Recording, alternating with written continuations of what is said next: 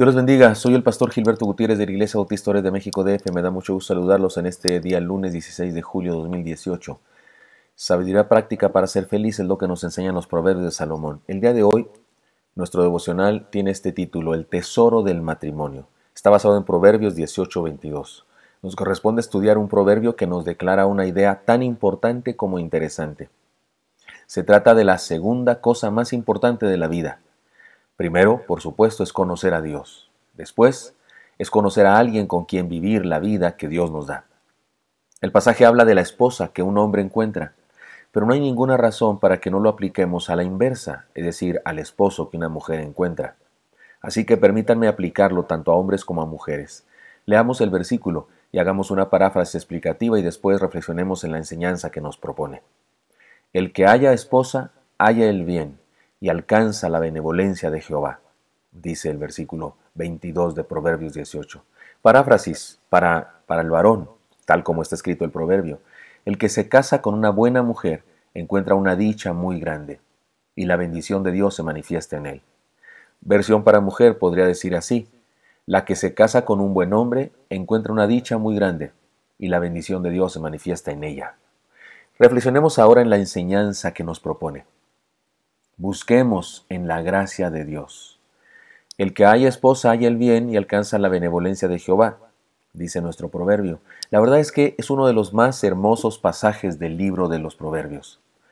Leámoslo en otras versiones para comprender mejor su significado. La Nueva Versión Internacional dice así: quien haya esposa haya la felicidad. Muestras de su favor le ha dado el Señor. La traducción de lenguaje actual traduce así: si ya tienes esposa, ya tienes lo mejor. Dios te ha demostrado su amor. La Nueva Traducción Viviente dice así: el hombre que haya esposa encuentra un tesoro y recibe el favor del Señor. Para entender mejor todavía lo que nos dice este pasaje, debemos reconocer lo siguiente. En este libro de Proverbios se habla en varias ocasiones, muchas al parecer, de la mujer necia. Les comparto un ejemplo, un solo ejemplo, hay muchos, pero un solo ejemplo, como dicen, para muestra un botón. La mujer sabia edifica su casa, mas la necia con sus manos la derriba. Eso está en Proverbios 14:1, que ya lo hemos estudiado. Así que en este proverbio que estamos estudiando, cuando se habla de la esposa, se refiere a una buena esposa. De hecho, algunas versiones antiguas le añaden a la palabra esposa la palabra buena. Perdonen ustedes. Y como dijimos, si lo aplicamos a la inversa, a la mujer que encuentra un esposo, entonces podríamos decir también que se trata de un buen esposo. De cualquier modo, la enseñanza es clara. Se trata de una de las bendiciones más grandes de parte de Dios. Así que podemos apuntar al respecto las siguientes circunstancias o las siguientes enseñanzas.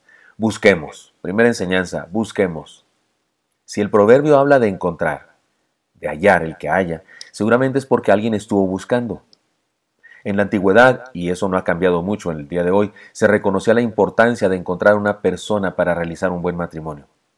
Abraham, por ejemplo, mandó a su criado mayor a conseguir esposa para su hijo Isaac, y le encargó rigurosamente que fuera de cierta tierra, de su tierra donde él venía, y de sus parientes. Le dijo: pero no lleves a mi hijo allá. Y no quería Abraham que su hijo se casara con personas de alrededor de donde ellos vivían, de pueblos y naciones idólatras.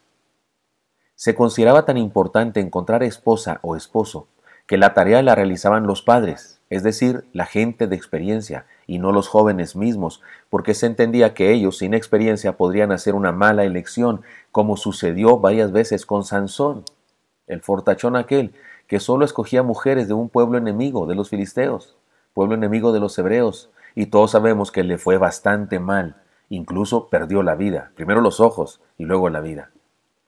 La enseñanza es muy clara.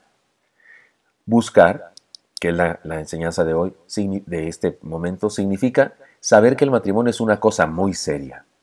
No es cuestión de que te tropezaste con una persona. La vi, me miró, la miré y no, se planea esto. Saber que el matrimonio es cosa seria. En segundo lugar, planear su matrimonio mucho tiempo antes de que tengas con quién casarte. Pedírselo a Dios. Pensar en la clase de matrimonio que deseas formar. Insisto, aun cuando no tengas todavía con quién casarte. pensar en la clase de matrimonio que deseas formar y reflexionar en las características que debe tener la persona con la que debes casarte. Buscar, porque dice, el que haya esposa. Si alguien encuentra es porque estaba buscando, y si buscó es porque sabía que buscaba. No se tropezó de repente con algo. En segundo lugar, segunda enseñanza, es decir, busquemos con sabiduría. El pasaje está en el libro que nos habla de la sabiduría práctica para ser feliz, así que la búsqueda evidentemente debe hacerse con sabiduría. De eso habla el libro. Este libro habla siempre de sabiduría. Y para explicar la acción de buscar con sabiduría, permítame decir lo siguiente. Buscar con sabiduría significa buscar entre el pueblo de Dios, no como Sansón que buscó entre las filisteas. La Biblia dice, no os unáis en yugo desigual con los incrédulos, porque qué compañerismo tiene la justicia con la injusticia, y qué comunión la luz con las tinieblas. Es decir, que buscar entre los creyentes, entre los discípulos de Jesús, debe ser con un hijo o una hija de Dios. Si es un hijo o una hija de alguien más, y si no es hijo de Dios, es de alguien más, entonces ¿quién sabe quién va a ser tu suegro? Hay quienes son hijos del diablo, ¿no? Pues imagínate el suegro que tienes. Buscar con sabiduría significa buscar no solo pensando en cómo debe ser él o ella, sino en cómo debo ser yo para él o para ella. Aquellos que solo oran para que Dios bendiga a la esposa que van a tener o al esposo que van a tener, pecan de egoísmo porque también deberían orar por sí mismos para ser la persona que su futuro esposo o su futura esposa necesita. No solamente, Señor, dame una esposa así, o sea, Señor, hazme ser un esposo así para la futura esposa que he de tener. Buscar con sabiduría significa embellecerse por dentro y por fuera. Esto no es asunto superficial, sino un acto de amor. Si alguien busca una esposa o un esposo, debe conquistarlo o conquistarla, es decir, debe ser grato para él o para ella. Pero más grave y significativo que el aspecto del cuerpo es el aspecto del interior, el alma y el espíritu. Nadie quiere pasar toda su vida con una persona intransigente, con una persona intolerante, con una persona violenta, o con una persona amargosa, con una persona chismosa, o con una persona peleonera. Nadie quiere pasar toda su vida con alguien así. Tampoco con una persona desalineada, desaseada o irresponsable en su aspecto físico.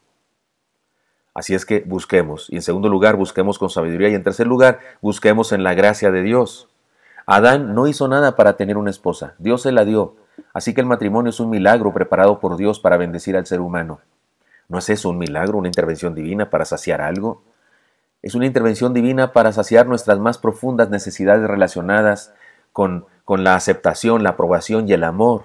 Es decir, usted y yo, todos los seres humanos, tenemos la triple A de las necesidades. La necesidad de ser aceptados, la necesidad de ser aprobados, la necesidad de ser amados.